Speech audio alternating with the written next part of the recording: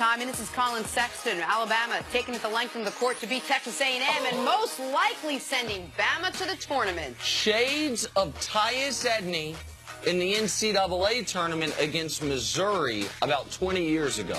Coast-to-coast, buzzer-beating layup. Man, off the wrong foot, a floater. I know this guy right here just wanted to grab the ball.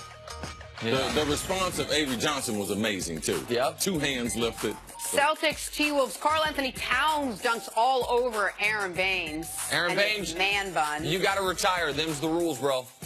If you wear a man bun and you get boomed on like that, you got to turn in your card.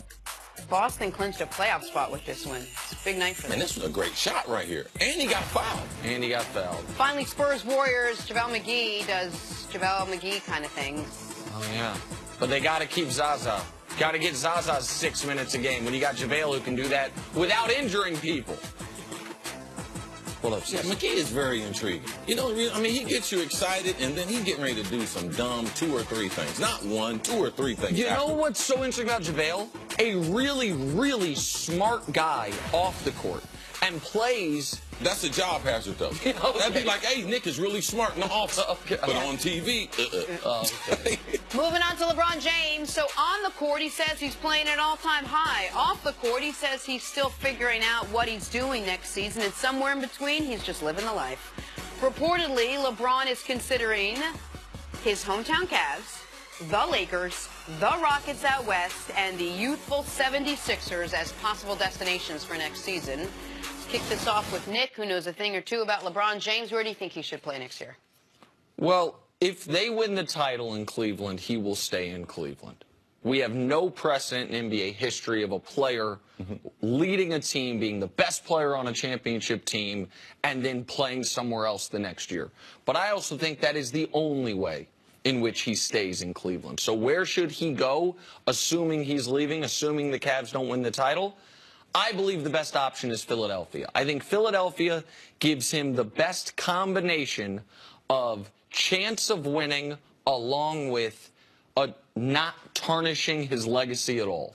Because if James Harden wins the MVP, and if the Rockets make the NBA Finals or win the NBA championship, him going there is not the greatest of looks for a guy who is, at the very least, the 2nd or 3rd greatest player of all time and maybe the greatest player of all time. So I don't think the Lakers are close enough to winning.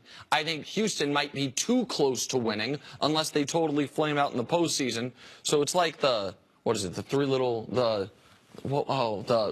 porridge too hot, this porridge too cold. The Three Little Bears. Yeah, Three Little Bears. Thank you. I knew you'd appreciate it with your daughters. Like, this one's right in the middle. This one's perfect. Goldilocks. That's it. That's what it was. Thank you. Go ahead, Chris Carter. Was it also the Three Little Bears, right? Yeah, Goldilocks and Three Little Bears. Less than 24 hours ago, you looked in that TV and said, I'm the smartest guy on TV. Yeah, and now you came up with the 3 and needed help from Jim. I couldn't remember. I didn't say my recall of nursery rhymes. That's what LeBron James does to you.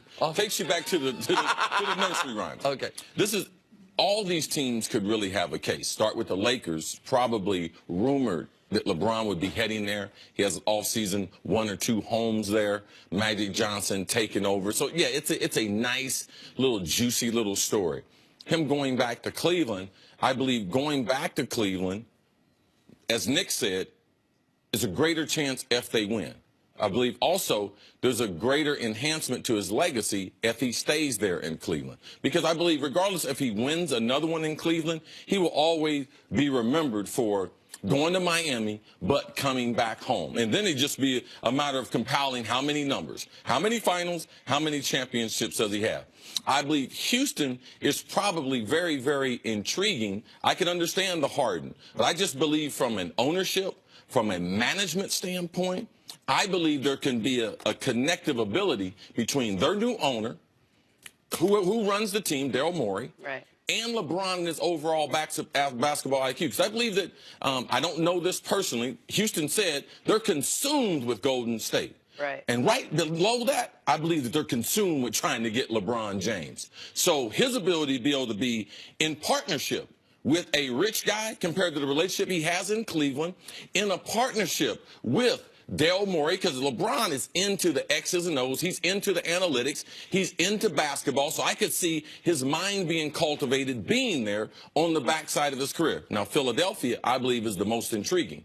I don't believe him and Ben Simmons on the court at the same time. They enhance each other's skill sets because both of them drive to the basket. They need several other shooters, but it's very, very intriguing. LeBron with Joel Embiid as Joel Embiid enters into his prime, learning from LeBron. So all a very, very good situation. I believe he stays in Cleveland, though. They have the best chance of keeping him. Well, selfishly, like you talk about all the time, you're on the East Coast. You don't get to see him if he goes to the West Coast. Yeah. It's really difficult. So I asked you, Nick, is there an East-West factoring component to this? Like, who would the league, like, what would be best for the league? The best for the league is that he does not go out west. The best. It doesn't matter if it's the Sixers or the Cleveland. No. I think the best for the league is that he stays in the Eastern Conference. The league is so concerned that he may go out west. I believe that's one of the main reasons they floated the idea we could change the playoff format, because you don't want to have, if LeBron goes out west, and you know how much I love ranking players, of your top 8 players in the league, the only one who's in the Eastern Conference is Giannis Antetokounmpo, and he's 23 years old. Like, you would have 7 of your top 8 players in the Western Conference. That wouldn't be ideal. You said something about Houston being potentially consumed with LeBron James and about their new owner, Tillman Fertitta. People don't know Leslie Alexander owned the team when they won the championships with Akeem Olajuwon. He sold the team right before this season. Tillman Fertitta, his brother, he's family members with the people, the Fertitta brothers in the UFC. Tillman owns the Golden Nugget casinos. He also does like $1 Billion Buyers, some show on TV that people know on, I think, HGTV. Has a ton of money and is super involved. He was sitting in front of us courtside at the Nets game here in Brooklyn. He is really interested in being a hands-on owner. You mentioned Daryl Morey.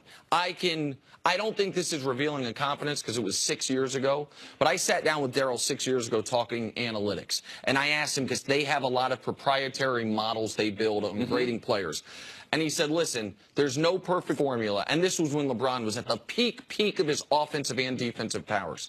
He said, there's no perfect formula, but I'll tell you this much. Whenever a guy comes in, we're trying to hire, or a guy that works for us and builds a model, there's one test we always do. Does LeBron grade out as the best? If not, your model's broken. That's how highly Daryl thought of LeBron. And that was 6 years ago. Prior to LeBron winning titles. Back, you know what I mean, when LeBron first got to Miami. Houston would love to have him. And me, selfishly, guy that still owns a home in Houston, used to live there, I like that as well. Harden's going to win the MVP this year. The Rockets might have the best record. There will be a lot of how different is this? And Durant going to the Warriors. And you're consistent in what you said as far as Steph and KD. And when KD went there, the class that it put him in, or what he wasn't allowed to do after that. And with all the criticism of LeBron, it's not the best for him to join Harden, because we know what people would say after that. Shockingly, this will not be the last time we talk about where LeBron is going next season. Coming up. But Philly getting themselves in it is a story. You're absolutely right. Philly getting themselves on that list is a big story. We're still talking NFL offseason. Have the Rams offseason, has it catapulted them ahead of the Eagles in the NFC? That's next on First Things First. Don't want to fight their corners. I know that. Well, how do you want to live? As a decent person? Good husband? Is that it? Good? Of course not. King of the hill? Better. Top of your game? Win. All powerful. Like a boss. Like a pro. We couldn't agree more. We are professional grade. Step up to GMC with over